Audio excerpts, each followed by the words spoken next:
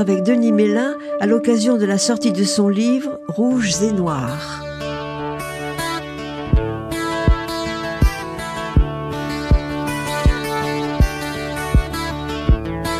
Denis Mélin, bonjour. Bonjour Michel. Et merci de me recevoir chez toi. Denis, je n'ai pas à présenter le chirurgien dentiste que durant de nombreuses années tu as été à l'ombre de la cathédrale. C'est l'écrivain que j'ignorais que tu étais et que je découvre qui m'intéresse. Tu viens de publier « Rouges et Noirs ». Faut-il faire la liaison du pluriel ? Oui, il faut faire la liaison du pluriel. Hein. « Rouges et Noirs », un livre que j'ai lu d'une seule traite et même relu tant il m'a touché. Tu y relates les mois que tu as passés au Cambodge, alors en guerre. C'est un véritable témoignage historique, car tu es à l'intérieur des événements. Mais pourquoi avoir mis tant de temps à livrer cette partie de ta vie ? Qu'est-ce qui t'a poussé enfin à écrire ? Alors Michel, ce livre, je l'avais en tête depuis 45 ans. Hein, cette aventure cambodgienne, elle m'a toujours habité, même si elle n'a pas été très longue dans le temps, puisque ça a duré 1 an. Mais elle m'a toujours habité et je ne l'ai jamais oubliée, elle a toujours été en moi. Et souvent, j'y pensais. Et pour l'écrire, écoute, c'est une fois que j'ai arrêté de travailler, que j'avais du temps, je me suis mis à écrire. D'abord parce que je voulais laisser d'abord un témoignage pour mon fils et mes petits-enfants, parce que je pensais que mon histoire méritait d'être Elle est extraordinaire au sens étymologique du terme. Et que mes petits-enfants la connaissent. Et puis, donc en commençant à écrire, j'étais tout seul, puisque j'avais pris ma retraite, donc j'avais le temps. Et donc, je me suis mis à écrire. Et puis, les premières pages, j'avais après un très bon ami, Michel Rabot, qui avait traduit des livres de Hall, qui était à la maison quelques temps après. Et puis, je lui ai dit, écoute, Michel, regarde un peu ce que j'ai écrit, qu'est-ce que tu en penses? Est-ce qu'il faut que je continue? Et c'est lui qui m'a encouragé. Il m'a dit, écoute, Denis, c'est très bien, continue. Il faut absolument que tu continues. Et donc après, ça m'a pris 1 an pour l'écrire, Michel. Hein. Tu sais, oui, mais dans un décor de rêve. Dans un décor de rêve, J'ai oui. Vu ton surtout bureau et ta petite chaise. Il fallait le calme. Il fallait le calme. Oui. Et de réécrire, j'avais jamais oublié cette histoire, mais en l'écrivant, je me remettais encore plus dans cette ambiance de ces années de guerre. Et puis, beaucoup de souvenirs revenaient petit à petit. Et quand j'ai fini de l'écrire, donc je l'ai envoyé à mes compagnons d'aventure qui troussent certains avaient tout oublié, pratiquement tout oublié, et en le relisant, pareil aussi, ils m'ont encouragé à aller jusqu'au bout. Et puis donc, moi, c'était une belle aventure d'écrire. Hein. Tout le monde devrait écrire, Michel. Alors le titre. Alors, Rouge et Noir. Pourquoi Rouge et Noir? Alors, Rouge et Noir parce que c'est les Khmers rouges. Hein, et le nom Khmer rouge avait été donné d'ailleurs par Sihanouk à l'époque. Donc, même les Américains appellent les Khmers rouges en français. Hein. Donc, c'est rouge pour ça. Et noir parce que ils étaient tous en pyjama noir. Hein, les Khmers rouges, ils avaient tous habillés dans ce pyjama en coton basique, uniforme, noir, sans forme. Et rouge aussi parce qu'ils avaient cette écharpe de krama. D'ailleurs, j'ai cette krama dont on parle on parle dans mon livre parce que ce commandant Khmer rouge, quand j'avais fait le mur et avec qui j'avais pu discuter pendant plusieurs heures, il m'avait donné en partant ce krama. C'est ce même krama que j'ai toujours gardé avec moi après. C'est une relique. C'est une relique, voilà. Et donc, c'est rouge et blanc. Et comme je le dis dans mon livre aussi, alors, ce krama c'était un peu comme je disais, le couteau suisse des Cambodgiens. C'est-à-dire que avec le krama, on fait tout. Hein. C'est-à-dire que les Cambodgiens s'en servent aussi bien comme l'équivalent d'un pareo, le sarong, ou bien... C'est plus qu'une marque identitaire. Alors, c'était devenu une marque identitaire parce que la révolution, c'était une révolution, communiste aussi, mais paysanne. Et donc, le krama était porté que par les gens de la campagne. Toi, ils s'en servaient pour tout. S'ils allaient cueillir des fruits, ils mettaient les fruits dedans. C'est un tissu. C'est un tissu qui se mettait au-dessus de la tête pour porter une jarre d'eau qu'ils allaient récupérer, ou pour se protéger du soleil quand ils travaillaient dans la rizière. Donc c'était un peu, ça sert de tout, de serviettes, de tout. Mais on n'en voyait pas en ville, dans Phnom Penh. Je le dis dans mon livre d'ailleurs, que à Phnom Penh à l'époque, le krama n'était porté que par les cyclopousses, enfin ces gens-là, mais les gens de la ville ne portaient pas le krama, ils ne portaient pas du tout le krama, et donc c'était un symbole, et donc il était rouge et blanc, ce krama, toujours rouge et blanc. Donc tous ces Khmers rouges, ils étaient tous en noir, et avec le rouge, alors rouge parce que Khmer rouge, et parce que la révolution, c'est rouge et noir, et noir parce qu'aussi c'est devenu le rouge de la révolution est devenu aussi un noir dramatique, un noir du génocide, de la mort. Donc le noir de la mort. Le noir de la mort. Donc c'est ça aussi. Donc et c'est pour ça le rouge et noir. Alors cette aventure, c'est toi qui l'as décidée. Tu m'amuses d'ailleurs lorsque tu dis j'étais un pacifiste qui rêvait d'aventure et j'avais les cheveux longs. Oui, j'avais les cheveux très très longs, Michel, à l'époque. C'était la génération hippie. C'était la génération hippie, et donc j'avais été diplômé en 72, et donc je voulais absolument faire la coopération, parce que je n'avais pas du tout l'esprit militaire, et l'idée de me faire couper les cheveux, et donc je voulais absolument être coopérant, et donc parce que coopérant, on faisait pas du tout de formation militaire, de préparation militaire. Et donc j'ai attendu le poste pendant 1 an et demi pour avoir ce poste à Phnom Penh. En tout, on était 6 dentistes à exercer là-bas. Depuis le début à cet hôpital militaire de Phnom Penh, à l'hôpital Calmette. Et l'idée que ce pays soit en guerre était quelque chose qui te stimulait. Tu dis c'était un défi pour moi. Oui, c'est un défi parce que j'avais envie d'Asie depuis longtemps, et aussi j'avais envie d'aventure. Alors que je venais d'une famille où toute ma famille, ils sont tous cultivateurs, c'est les gens de la campagne. Sédentaires, donc. Sédentaires, campagne, j'ai quelques cousines qui ont été institutrices, mais moi j'étais le seul à partir loin, mais j'avais cette envie depuis toujours d'aller d'abord vers l'Asie, et puis ça me faisait pas peur. Aussi, Michel, c'était les années Vietnam, je veux dire, dans cette ambiance post-68, les débuts des années 70. Je veux dire, dans les milieux étudiants et tout ça, on ne parlait beaucoup que de la guerre du Vietnam. On n'entendait parler que de ça, les accords de Paris, la guerre du Vietnam. C'était. Mais paradoxalement, les hippies parlaient faites l'amour plutôt que la guerre. J'étais pas vraiment hippie, mais j'aimais bien j'étais plutôt. Oui, j'étais un pacifiste, pacifiste. Et c'est vrai que la guerre du Vietnam était un décor. C'était un décor, qui était important, voilà. qui touchait le quotidien des étudiants quand même. Et puis l'idée parce que c'est vrai qu'on savait que cette guerre, Cambodge, au Vietnam, elle aurait une fin, quoi. Et puis j'étais attiré, j'avais envie de voir un peu la fin de cette histoire aussi, de la vivre. C'est vrai que j'avais 25 ans, 26 ans à l'époque, donc et j'étais célibataire, donc je n'avais pas de toute la liberté de pouvoir j'avais pas de jeter un regard. Rien ne me retenait. Bien sûr, mes parents étaient pas très contents, mais bon, ils m'ont jamais rien dit, mes parents. Ils en souffraient, mais ils m'ont jamais fait le moindre reproche, jamais dit non. Ils me laissaient faire. Ils me laissaient faire. C'était de bons parents. C'était de bons parents, voilà.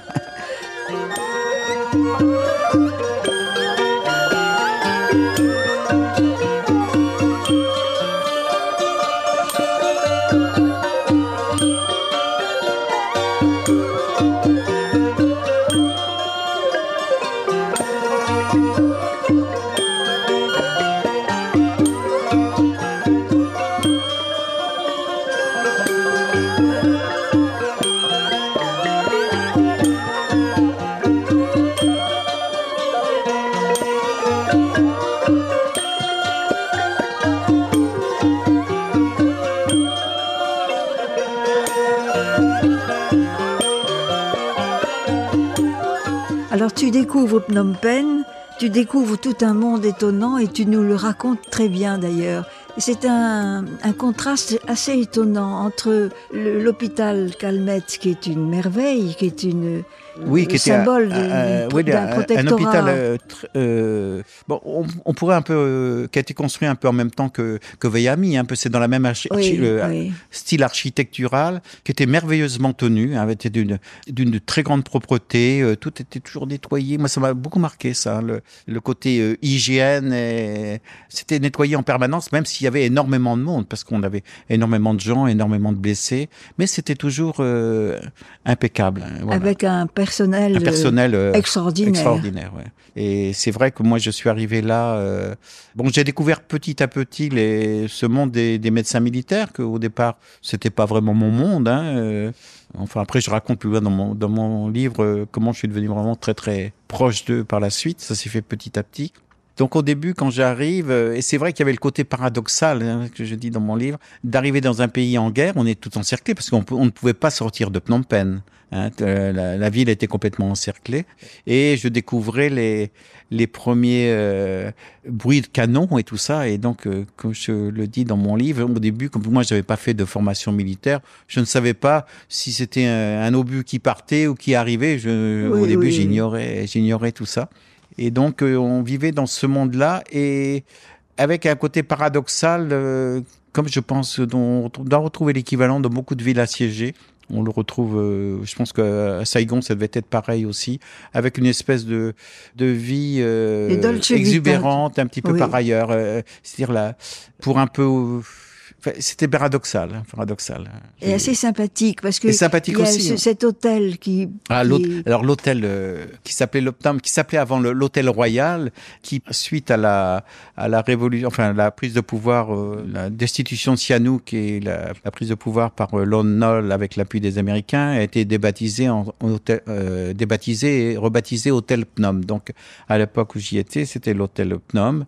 Et donc ce grand hôtel qui avant avait reçu Jackie Kennedy, tout ça, qui était un merveilleux, très bel hôtel. Donc là, c'était il y avait que des journalistes, les reporters de guerre. La presse internationale. Et c'est vrai que moi, j'étais un peu fasciné par ce monde aussi ces correspondants de guerre que tu voyais, qui faisaient la une après avec leurs photos des magazines, Paris Match, les films, Life, tout ça. Donc c'était se retrouvaient le soir à la piscine. C'était un monde un peu extraordinaire. Hein, et puis tout ce monde-là était donc habité à l'hôtel Phnom. Hein, donc c'était de l'hôtel Phnom aussi où ils pouvaient envoyer leurs papiers à l'époque par Telex. Hein, donc tous les soirs, ils se retrouvaient pour envoyer leurs papiers. Et donc le matin, en général, ils partaient. Ils avaient tous qu'on appelait un fixeur, c'est-à-dire un Cambodgien qui leur disait là j'ai entendu dire que là il va y avoir des combats, on va aller voir ça. Ils étaient tous à la recherche du scoop, hein, tous.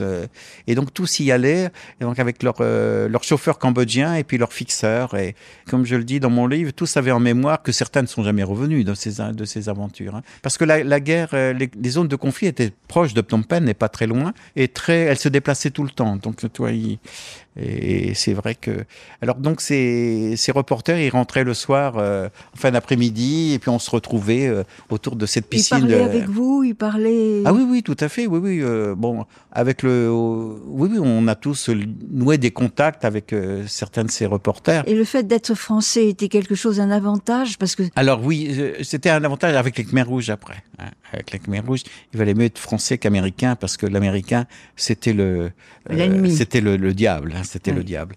Mais au niveau des reporters, il y avait de tout. Hein. Il y avait des Japonais, des Américains, il y avait vraiment de tout. Des Italiens aussi, des Français aussi. Hein. Donc ils vous donnaient les renseignements les plus récents. Alors on entendait, c'était des bruits, tout ça discutait un peu. C'était des bruits qui circulaient autour de table en table, hein, et donc où venaient se joindre souvent, tu sais, il y avait les barbouzes aussi, enfin les équivalents des barbouzes qui venaient, et aussi il y avait deux planteurs, les gens qui avaient des plantations de caoutchouc, qui eux avaient des relations plus ou moins, ils avaient gardé des relations avec les révolutionnaires un peu pour continuer à faire marcher et continuer à avoir leur production de caoutchouc. Oui. Et c'était des gens très sympathiques, mais ils avaient beaucoup d'informations, donc eux savaient où étaient les Khmers rouges, où est-ce qu'ils arrivaient, et donc ils donnaient beaucoup d'informations.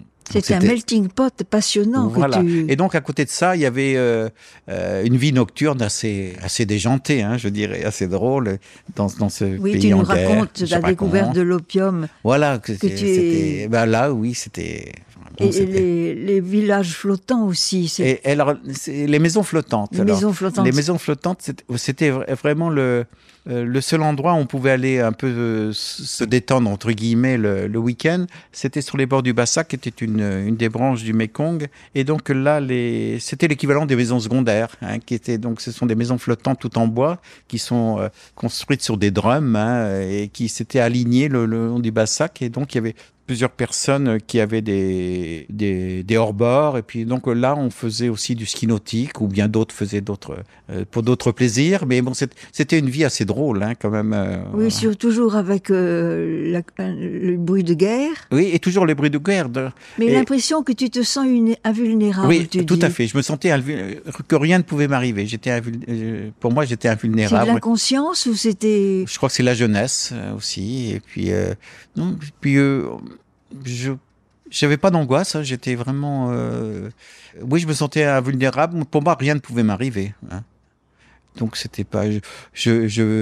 disons que j'ai pas pris non plus des risques inconsidérés.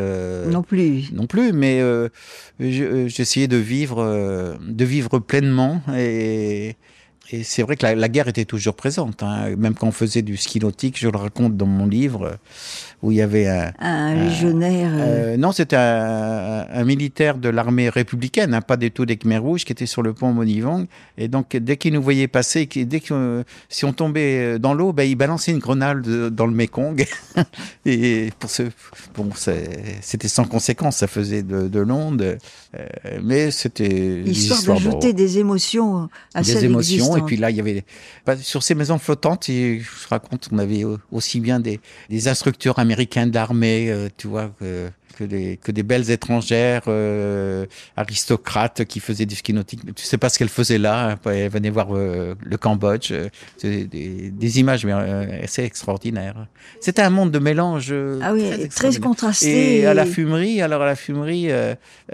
donc on retrouvait là les diplomates et puis les journalistes, hein, les correspondants de guerre, correspondants de l'AFP, du Monde, pas du Monde. Non, parce que celui du Monde, j'étais pas très copain avec le correspondant du Monde, qui était quelqu'un de pas bien du tout pour moi. Mais bon, j'en parle plus tard dans mon livre. C'était une ambiance assez particulière. Et oui, c'était une découverte. Hein.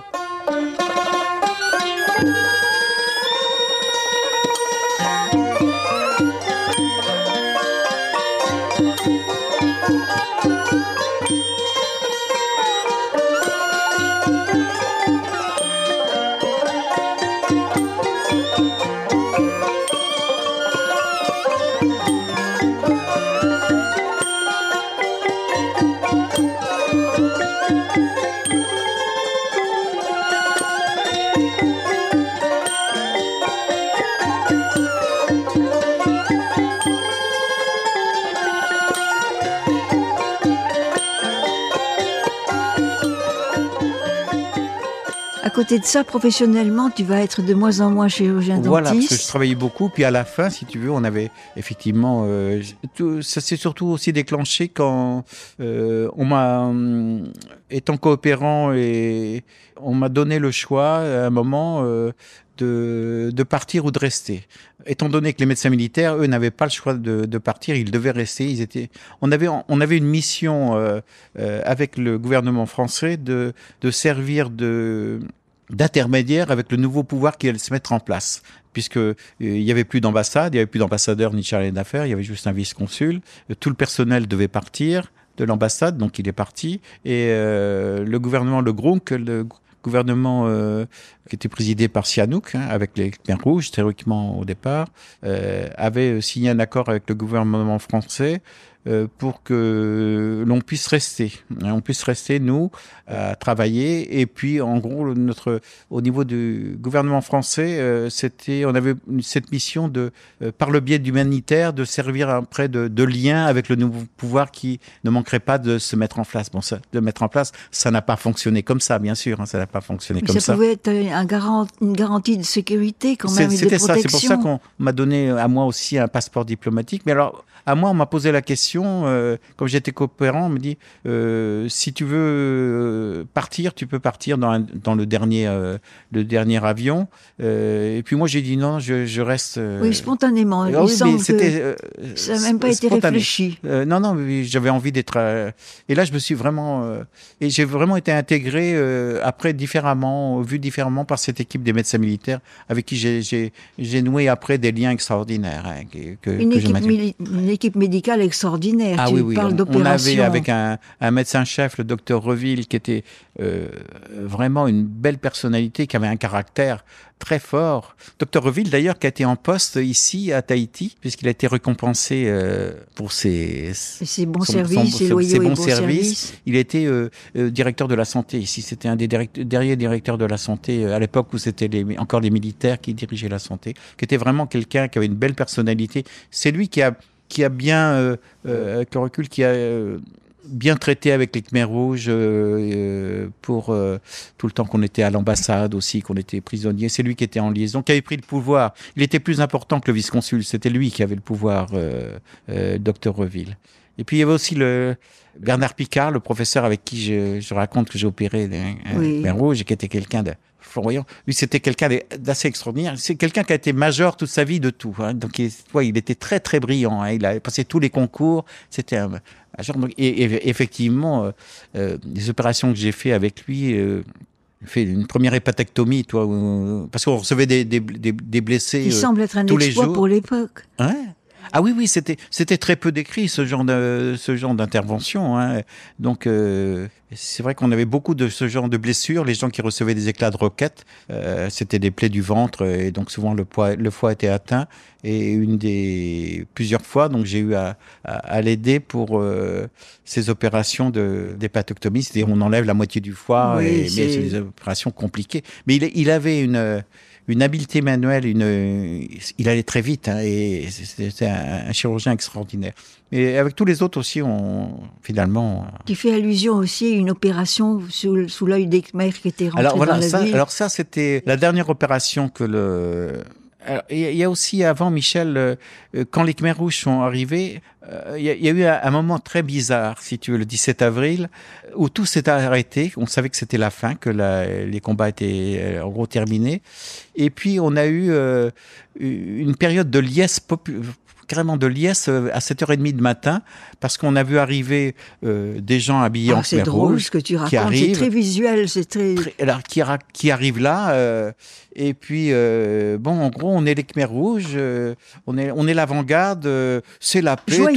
Joyeux, puis c'est la paix, la guerre est finie. Alors, tu sais, tout le monde, dans cette ville où il y avait 2 millions de personnes, parce que, si tu veux, depuis des mois et surtout les derniers jours, on avait un flot de réfugiés qui venaient qui fuyaient les combats, qui étaient en ville. Et donc, on voit arriver ces gens à pied, avec derrière un camion avec une vingtaine d'hommes dedans, une Jeep, et puis c'était une ambiance de liesse. Donc, tout le monde était dans la rue. Bizot, qui était anthropologue, qui habitait en face, avait sorti des bières. Enfin, tu vois, et tout le monde. C'était la fête. Les quelques militaires qui étaient du côté républicain laissaient leurs armes de côté. Tout le monde disait. Et donc, on a vu arriver une foule de gens des quartiers périphériques venir à la rencontre de ces premiers Khmers rouges, pseudo-Khmers rouges. Ça s'est passé devant Calmette, donc on était tous là devant. Et donc, alors, tous joyeux, bon, ça va, la guerre est finie, on rentre. Et bien, nous, on avait quand même beaucoup de gens à opérer, tu vois, on avait quand même encore énormément de...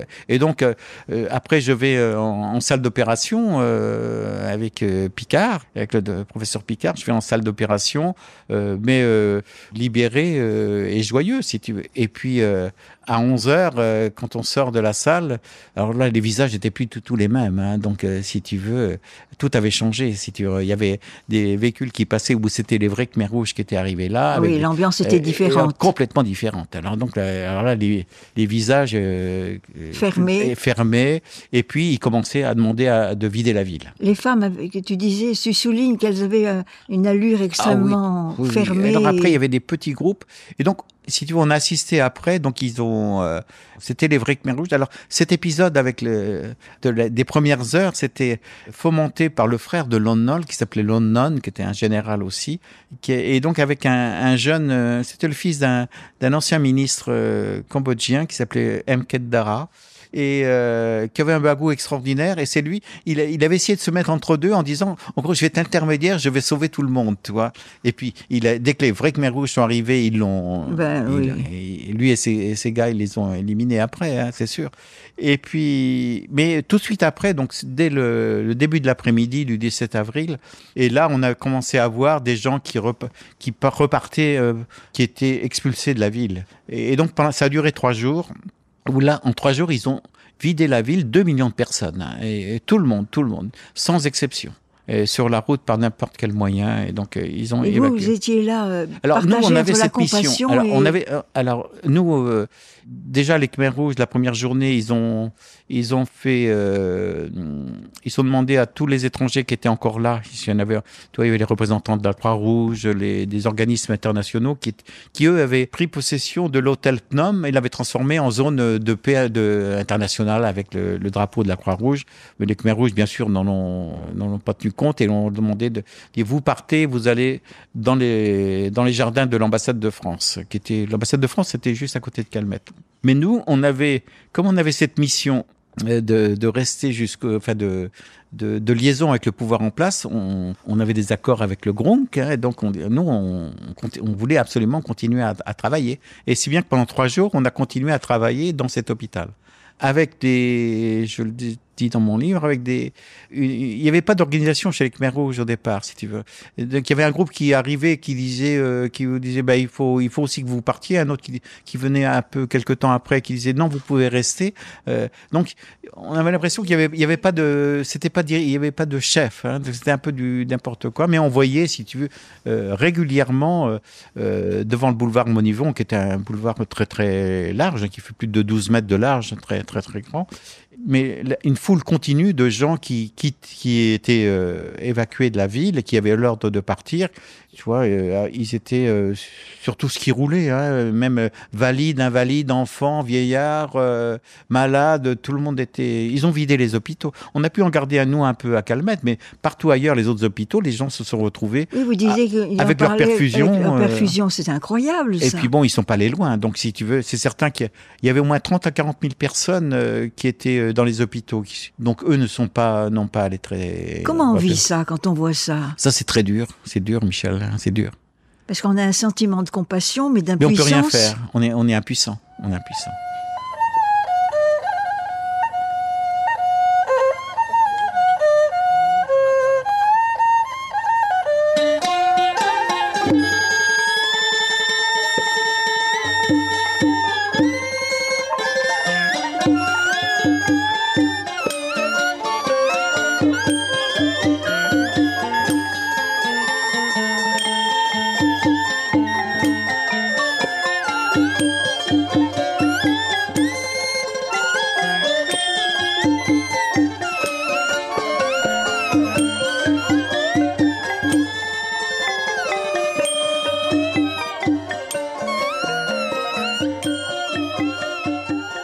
Votre rôle était complexe, Denis Mélin. Vous étiez tous entre deux feux. Il vous fallait maintenir l'activité hospitalière. L'activité hospitalière. Et c'est là où le docteur Reville était vraiment très très bon en négociation, hein, avec les Khmers rouges. Alors on a pu rester pendant 3 jours comme ça. Hein. La dernière opération que j'ai fait, où j'ai assisté le docteur Picard, c'était un Khmer rouge. C'est les Khmers rouges qui sont arrivés alors qu'on finissait une énième opération. Qui arrive parce que un des leurs avait pris une balle dans le ventre. Hein. Il avait pris une balle dans le ventre et ils arrivent avec les armes, le lance B40 et puis il fallait absolument opérer ce jeune. Ils l'ont amené pour qu'on l'opère. Hein. Mais ils étaient armés. Ah oui, ils étaient armés. Après, on a fait toute l'opération avec, tu sais, c'était la salle d'opération, il y avait le passe-plat. Hein, ils étaient derrière, où il y avait l'ogive du lance B40 braqué sur la table d'opération. Hein. Au cas où vous auriez raté l'opération. Bah, oui, c'était très dur, mais j'avais toute confiance dans Bernard Picard. Et c'est vrai, comme je le dis dans mon livre, c'est une fois qu'on s'est mis à faire l'opération, on avait complètement oublié qu'il y avait des Khmers rouges derrière. On les a retrouvés après, mais on est complètement pris dans l'opération. Alors cette opération était extraordinaire parce que et donc il avait pris une balle dans le ventre, ce jeune Khmer rouge. Donc c'était un peu compliqué pour le préparer déjà. Et puis Picard commence avec ouvrir le ventre, hein, parce que là, il y avait le point d'entrée était au niveau de l'abdomen, et donc incision, et puis là, il tombe sur l'estomac du gars, et l'estomac était extraordinairement gonflé. L'estomac, Michel, était plein de riz. Et donc, quand on a ouvert, c'était bourré de riz. Alors, mais il y avait peut-être 2 kilos de riz, hein, c'était énorme. Est-ce qu'il y a eu un sourire? Oui, parce que c'était finalement assez drôle, parce que donc Picard appelle Jacqueline Ducos, qui était la chef du bloc, une très compétente franco-vietnamienne, qui était notre responsable de bloc, qui était l'infirmière, et elle dit, écoute Jacqueline, donne-moi un instrument. Et donc elle était chercher une cuillère et puis un plateau de chirurgie, et bon, qu'ils ont désinfecté rapidement, et puis on retirait petit à petit, cuillère par cuillère, le riz, et donc ce riz blanc, et donc c'était assez fantastique, jusqu'à ça riz, on trouve au milieu du riz la balle jaune, tu vois, qui brillait, éclairée par le cialytique. Donc il n'avait pas transpercé totalement. Et voilà, et donc après, si tu veux, c'était un grand ouf de soulagement, si tu veux, parce que on savait qu'aucun organe vital n'était atteint, et que c'était en gros, on referme l'estomac, et puis on referme, et puis bon, il n'y a pas de problème, il est sauvé, tu vois, et cette balle était restée enfoncée au milieu du riz, toi. C'est le riz qu'il avait sauvé. C'est le riz. Il était sauvé d'avoir mangé, si on arrivait en ville, d'avoir mangé une quantité phénoménale de riz. Et la balle, c'était une balle de pistolet, c'était pas une balle d'Oum-Dom, mais bon, je pense que cette balle, ça devait être un commerçant chinois qui avait dû lui tirer dessus parce que qu'il ne voulait certainement pas quitter son magasin, parce qu'il y a quand même eu des échauffourées en ville. Et après, donc c'était quand même une période un peu comique c'est vrai qu'on a sauvé ce Khmer rouge.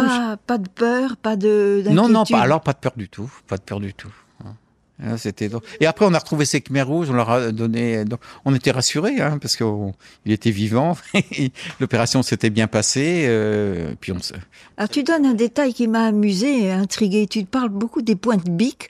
Le Khmer rouge. Alors, qu'est-ce que c'est que ces points de bique? Alors, ces points de bique, parce que au départ, j'avais d'ailleurs voulu intituler mon livre Point de bique, et puis on a changé le titre, hein, parce que on avait remarqué au tout début que dans ce pyjama noir et puis ce Khmer rouge, les Khmer rouges, certains avaient des capuchons, des points de bique sur une pochette, comme j'en ai une, sur une poche latérale au niveau de la poitrine à gauche, dans la pochette. Certains avaient des stylos et des points de bique, donc on voyait les capuchons rouges, bleus, et tous en avaient pas. Et donc, si tu veux, et ceux qui parlaient, c'était comme si c'était les chefs, tu vois. Et donc, selon le nombre, c'est assez drôle parce que selon le nombre de points de bique, on savait qui était le chef ou qui était vraiment le chef. C'était comme ils arbораient ça comme des insignes militaires. C'était nouveau, c'était pour eux. Non, je crois que c'était vrai. Je crois que Bizot en parle aussi dans son livre. Il a remarqué la même chose. Et donc ils avaient c'était un signe. Les chefs donc savaient écrire, si tu veux, parce que sinon c'était que des enfants. Hein. C'était une révolution d'enfants. Si tu veux, la moyenne d'âge était 13 ans, 14 ans. Hein, c'était des gosses, hein, des gosses. Hein.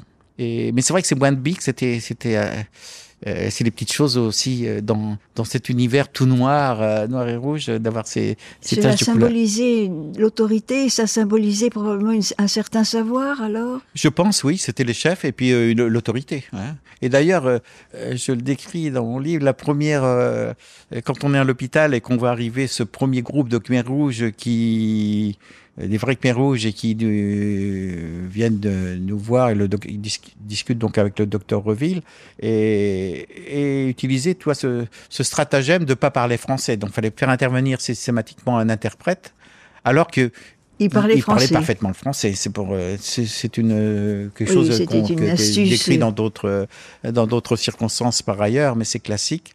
Et donc celui qui parlait, qui était en avant, et il avait 2 stylos. Et puis à un moment, effectivement, il se retourne derrière, et puis il y en avait un qui était plus grand, mais qui avait 3 stylos derrière. Et finalement, qui a pas dit un mot, mais finalement, c'était d'un signe de la tête, c'était lui le chef, celui qui était derrière. Tu vois. Tout ça était quand même assez. C'est très inattendu, en tout cas. Très inattendu, oui, très inattendu. Alors, vous faites partie de ce monde qui vit autour de l'ambassade. Alors après, on a rejoint l'ambassade, si tu veux. Après, finalement, il y a un pouvoir, une organisation Khmer Rouge qui s'est un peu plus organisée. Et après, on a eu l'ordre à ce moment-là qu'on ne pouvait que le Sihanouk n'existait plus pour eux, n'avait plus rien à voir, le groupe n'existait pas, donc on devait rejoindre nous aussi les jardins de l'ambassade. Ambassade qui n'était plus une ambassade. D'ailleurs, Oui. c'était l'objet d'une grande polémique parce que ce n'était pas, on n'avait plus, c'était plus une ambassade, c'était un lieu de détention ouvert puisque il y avait plus l'extraterritorialité n'était pas respectée, si tu veux. Donc, et là, donc il y avait, on s'est retrouvé pratiquement à 3000 personnes dans un endroit où il y avait normalement 30 ou 40 personnes qui vivaient là. Alors, comment vous viviez? C'était assez compliqué au départ. Il a fallu tout organiser. Déjà, nous, on avait amené tout le matériel médical pour installer un dispensaire dedans, parce que tu vois, il y avait femmes, enfants, il y avait. Oui, parce qu'il s'agissait toujours d'être opérationnel. Au moins de pouvoir soulager soulager les gens, 3000 personnes qui sont là. Alors dans ces 3000 personnes, il y avait un peu de tout. Tu vois, il y a des gens qui ont fait le mur, qui ont escaladé les murs de l'ambassade pour venir se réfugier. Beaucoup de Cambodgiens, donc qui savaient déjà que ce serait terrible, qui avaient quitté un peu le mouvement de toute la population qui quittait la ville. Certains avaient essayé de gravir et avaient réussi à gravir les murs de l'ambassade pour venir se réfugier. Donc on a été au début 3000 personnes. Au bout d'un moment, il y en a certains qui sont repartis quand même parce que ils ont préféré quitter l'ambassade. Mais après l'organisation, on n'avait pas à manger. On avait rapidement, on n'avait plus d'eau. Problème d'eau. Problème d'eau. Moi, je raconte un peu comment on fait cette eau vous avez pallié aussi. ce problème-là. Voilà, le problème de l'eau, parce que l'eau de la ville avait été coupée, donc il a fallu organiser un système de filtrage d'eau. Enfin, je suis pas rentré trop dans les détails, mais c'était des et organiser aussi la vie à l'ambassade par petits groupes. Il fallait répartir le peu de nourriture que l'on avait, et puis un problème d'hygiène, de toilette. Donc je le raconte aussi. Oui. Là, tu as le père. Le père Venet. Alors le père Venet était un des ecclésiastiques de Phnom Penh, et quand on arrivait, effectivement, je vois le père Venet qui il avait sa barbe blanche, mais donc il était là, et dans tout ce jardin de l'ambassade, qui était quand même assez grand, le jardin de l'ambassade, et lui il était avec sa petite pelle et puis un bâton, et puis dès qu'il voyait un étron, donc il creusait et puis il enfouissait, il l'enterrait là. Et donc une mission sanitaire. Sa mission sanitaire. Alors, effectivement, première chose qu'on a fait, nous, en arrivant, on a construit des feuillets, sommaires un peu partout pour que les gens puissent au moins faire leurs besoins. Mais c'est des détails qui ont leur importance, ça aussi, pour le quotidien de tout le monde. Et oui, je raconte, il y avait des passages un petit peu drôles et d'autres très dramatiques quand même, très dramatiques. D'autres qui soulèvent un peu l'indignation, je pense à ceux qui échangeaient les pierres précieuses. Oui, au début, tu vois, il y a peu de tout dans la nature humaine. Alors, t'as des gens qui se révèlent, qui se trouvaient extraordinaires, d'autres qui sont absents, et puis t'en as d'autres qui cherchent à profiter de la situation. Donc, effectivement, il y en avait comme il y avait des mamans avec leurs jeunes bébés, et donc certains avaient comme des boîtes de lait Nestlé ou des choses comme ça, et donc les échanger contre des pierres précieuses aux mamans. C'est des choses comme ça qu'on a vues. Et donc après, il faut savoir que dans cette ambassade, les Khmers rouges avaient accès comme ils voulaient et savaient qui était dedans. Et ils ont très rapidement demandé à ce que tous ceux qui n'étaient pas étrangers, c'est-à-dire tous les ressortissants, tous les Cambodgiens, même les Vietnamiens aussi, tous quittent l'ambassade. Sinon, ils viendraient les chercher et qu'ils vont les exécuter. Et donc, dans un premier temps, il y avait des dirigeants du régime républicain, donc dont le prince Siric Matak, qui était quelqu'un qui avait une prestance, quelqu'un de assez courageux. Et donc lui, il n'avait pas voulu partir, hein, il voulu rester jusqu'au bout dans son pays. Et donc il s'était réfugié aussi à l'ambassade, il était à la chancellerie là-haut. Et les Khmers rouges savaient qu'il était là, hein, donc ils ont exigé il sort demain matin, sinon on vient le chercher. Hein. Donc, finalement, lui et le président de l'Assemblée et d'autres dirigeants qui s'étaient réfugiés là se sont rendus. Et lui, très très digne, d'abord il s'est habillé en très belle tenue pour descendre les marches de l'escalier de la chancellerie. Et puis il s'est donné un coup de peigne d'un geste très élégant avant de descendre. Il a salué le commandant Khmer Rouge qui était à la porte d'entrée, salle militaire. Et puis il est parti. Il savait qu'il allait vers la mort, mais il est parti, mais très très digne. Donc ça, c'était un moment. C'est pas facile pour vous d'être spectateur de tout ça. Alors, ce qui a été le plus dur après, c'est les autres Cambodgiens. C'était les dirigeants, parce que après, les Khmers rouges ont insisté aussi ils voulaient que plus personne ne reste, que tous quittent, tous les Cambodgiens et les Vietnamiens, les Indochinois quittent l'ambassade, il fallait qu'ils rejoignent les réfugiés, parce qu'ils avaient besoin de personnel pour reconstruire un monde nouveau, hein, un pays nouveau, et que s'ils restaient dans l'ambassade, on les exécuterait, donc ils n'avaient pas le choix. Et donc, c'est vrai que cet ultimatum, c'était avec... il y avait quand même au moins 400 personnes, hein, comme ça, qui sont parties. Et certains avaient des conjoints, tu vois, qui n'avaient pas la nationalité française, mais il y avait un conjoint qui l'avait. Et donc, il y a eu des séparations, des moments dramatiques, si tu veux, dans ce départ. Ils étaient tous alignés dans l'ambassade, en rang, avec un petit baluchon. Docteur Reville avait préparé des médicaments contre la dysenterie pour un peu les aider. Mais c'était vraiment un moment très très très poignant.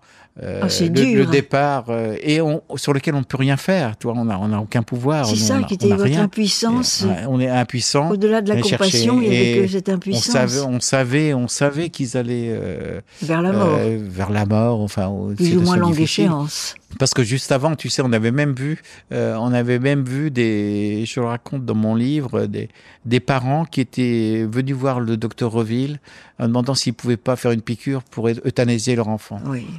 Mais c'était par amour, hein, c'était par amour, parce qu'ils savaient que sinon leur enfant allait souffrir énormément, si tu veux. Et il faut mieux que... Bon, bien sûr, Reville a refusé. C'est terrible d'en arriver là. Arriver là par amour, c'est des choses qui sont poignantes, très, très, très dures. Hein, très dures.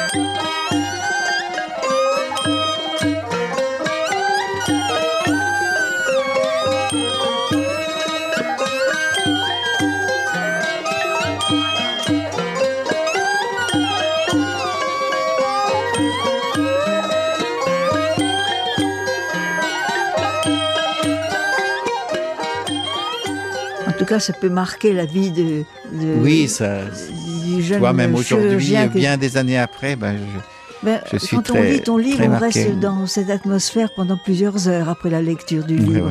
On a du mal à s'en dégager, parce que c'est quand même un témoignage extrêmement fort, et dans lequel tu es à la fois très pudique, très sobre. Tu ne t'étends pas sur tes angoisses, tes peurs ou tes réactions. C'est un livre témoignage important. Mm-hmm. Mais ça t'a permis d'exprimer un certain nombre quelque chose qui était en moi, depuis très longtemps, parce que cette aventure hors qui norme sortait comme ça, si tu veux, de temps en temps par bribes dans une conversation, mais qui restait un peu caché finalement en moi. Ça restait caché. Je ne le dévoilais que petit à petit. Comme souvent les gens qui ont vécu des périodes de guerre, ils en parlent très peu. Hein, c'est vrai qu'ils n'aiment pas beaucoup en parler, parce qu'on a l'impression qu'on ne peut pas partager ces souvenirs. Voilà, c'est ça. Or, tu as réussi dans ton texte, avec ton style, à faire qu'on partage cette aventure. On la vit. Moi, je suis restée, j'ai même rêvé du Cambodge. Je suis d'une génération qui a connu la guerre. L'Exode n'est pas un épisode qui m'est inconnu. Donc peut-être que j'étais plus sensible que des jeunes, mais la manière dont tu as réussi à relater ce souvenir, à te mettre en... Tu vois, j'ai même une larme à l'œil en y pensant. C'est quelque chose de communicatif et quelque chose qui est très humain. On s'aperçoit que il n'est pas besoin de détails horribles pour être contre la guerre. Non, il n'y a pas besoin. Tu sais, mais en même temps, il y a une humanité dans ton texte avec cette célébration de la qualité, de la noblesse de ces médecins, de ces services de santé, qui est incroyable, qui est infini. Le dévouement est infini. Oui. Une compétence, une humanité, c'est très... Ouais. Tu as revu quelques-uns de ces médecins? Ah oui, alors je les ai revus. Alors bien après, j'avais revu le docteur Veillard que j'avais retrouvé à Tahiti. Bien après, ça a été le dernier directeur de Jean Prince. Et je l'avais perdu de vue. Et je suis par hasard que le nouveau directeur de Jean Prince, c'était Jean-Marie Veillard, chirurgien. Et donc c'est là où je l'ai recontacté. Donc on s'est bien revus pendant 6 mois ici après. Et j'ai gardé le contact après avec lui. Et là, depuis une semaine, Michel, j'ai retrouvé le Bernard Picard, ce fameux chirurgien qui aujourd'hui a 84 ans. Et lui, je n'arrivais pas à le retrouver. Il avait quitté l'armée, Bernard. Après, il était parti dans le privé. Et impossible, personne ne savait où il était. Les anciens militaires ne savaient pas où il était. Je cherchais en cliquant Docteur Picard sur Internet, partout, ou dans les pages jaunes, blanches, personne. Et puis, il y a une semaine... Je tombe sur Docteur Bénédicte Picard, parce qu'il avait 4 filles. Et j'ai dit, mais c'est peut-être une de ses filles qui est médecin à Caen. Et j'appelle pour moi qui était une jeune fille, mais qui aujourd'hui a une 50aine d'années. Et je tombe sur Bénédicte Picard. Et donc, je lui demande si par hasard, elle serait... t'es pas la fille du professeur Picard? Elle me dit oui. Elle me demande qui je suis. Quand je lui dis mon nom, elle me dit Croupette. Donc elle se souvenait de moi, si tu veux, mais c'est Croupette, toi. Et donc ça faisait 45 ans. Et la gamine, elle avait 12 ans au Cambodge quand je... C'est le nom de médecin en cambodgien. C'est l'équivalent de Toté, si tu veux. Oui. Donc moi, mon surnom là-bas, c'était Lou Croupette, monsieur docteur, si tu veux. Et donc pour elle, j'étais resté Croupette, tu vois. Et elle me dit, mais tu étais notre idole avec ma sœur, avec tes cheveux longs. Oui. Toi, les filles, elles devaient avoir 12-13 ans. Moi, j'avais les cheveux longs, j'avais 25 ans.